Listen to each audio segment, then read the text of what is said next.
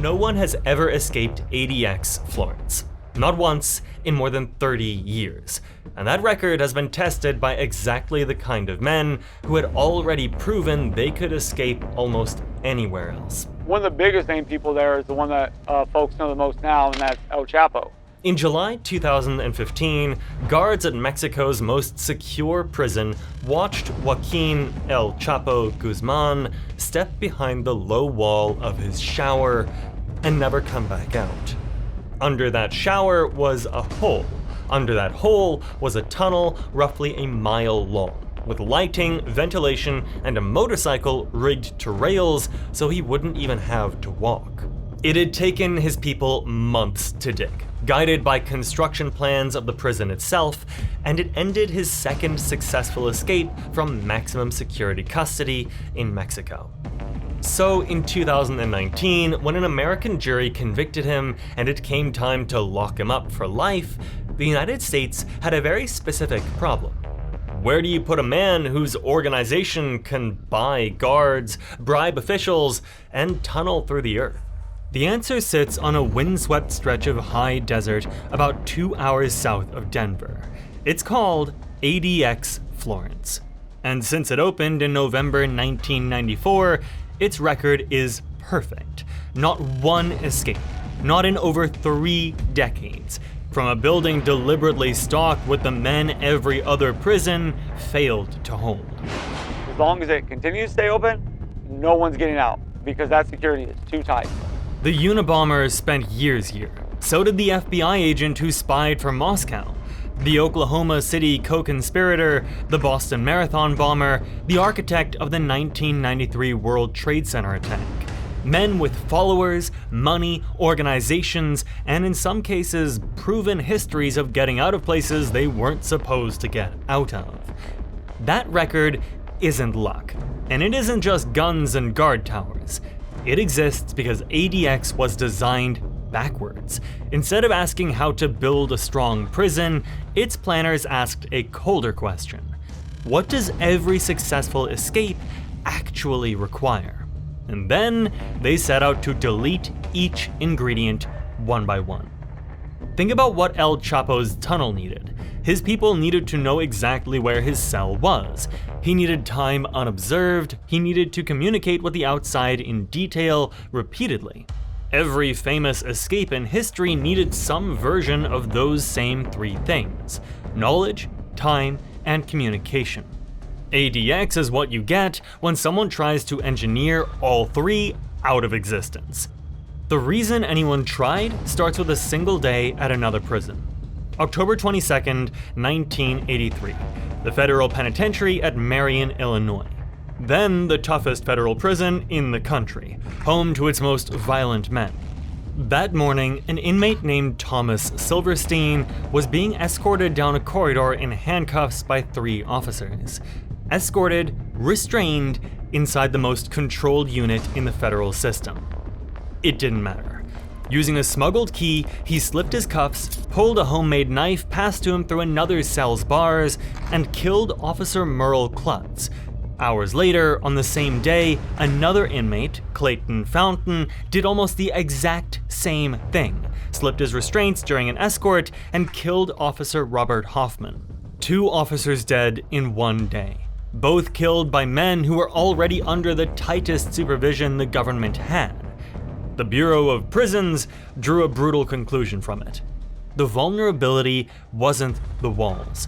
It was every moment a dangerous man came into contact with another human being, or another cell, or anything at all. Marion went into permanent lockdown, and out of that experiment came the blueprint for something new.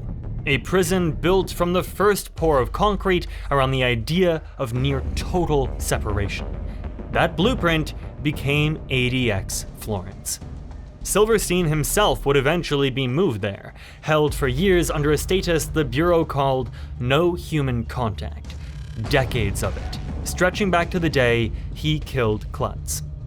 He died in custody in 2019 after what is widely described as one of the longest stints in solitary confinement in American history. The prison, in a very real sense, was built around him and men like him.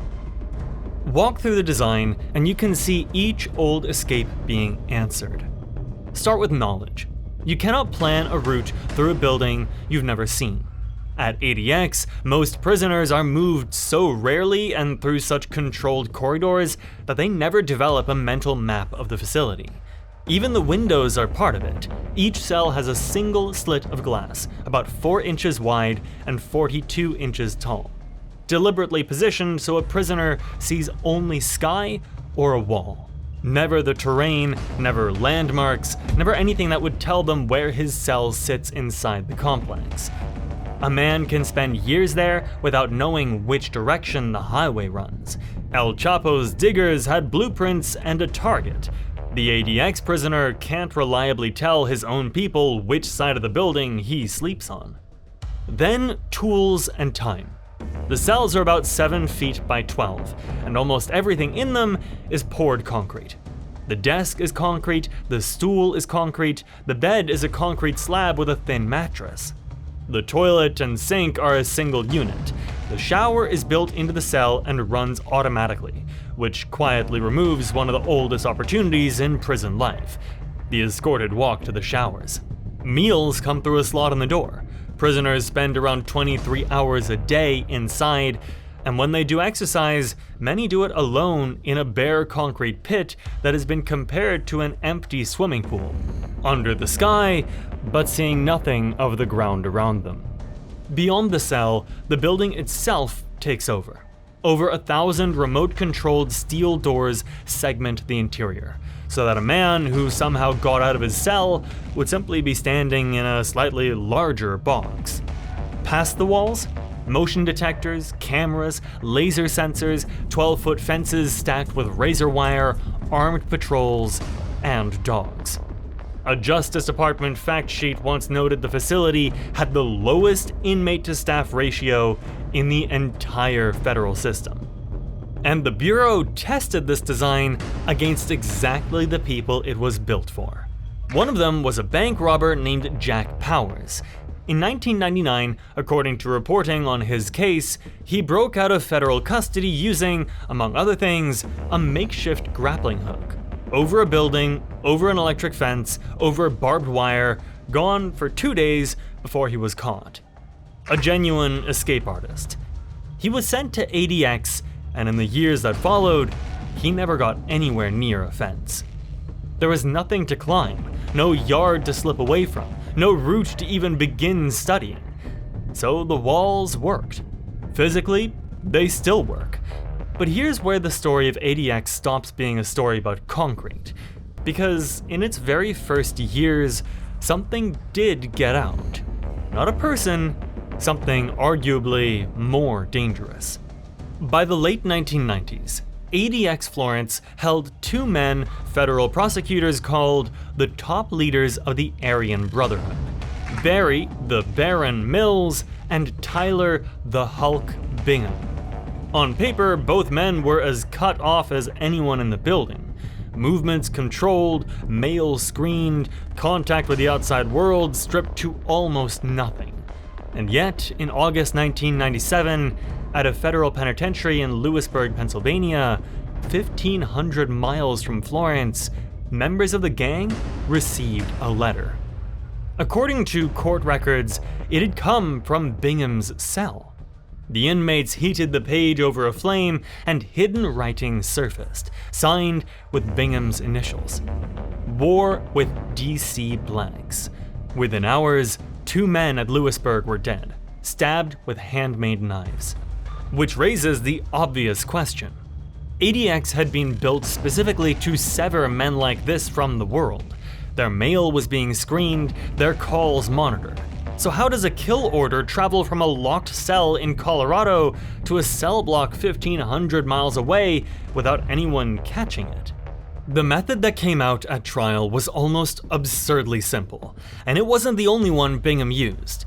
According to witnesses and court records, he wrote that order in ink improvised from urine, invisible until someone held the page over a flame.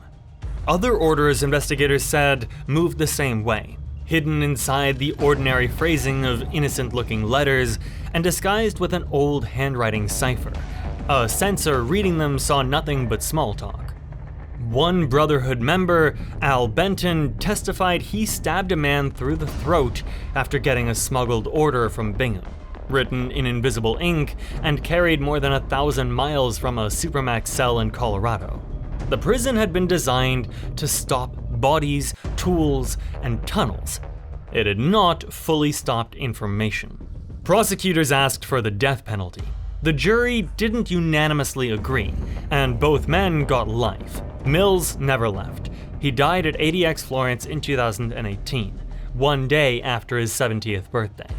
And the Bureau adapted, the same way it had adapted after Marion. For its most dangerous prisoners, communication itself became the thing under lock. Under what the government calls special administrative measures, certain ADX inmates, terrorists, spies, cartel figures, live under rules that go far beyond normal mail screening. Sharply limited contacts, monitored visits, correspondence that can be held for review before a single line reaches the outside.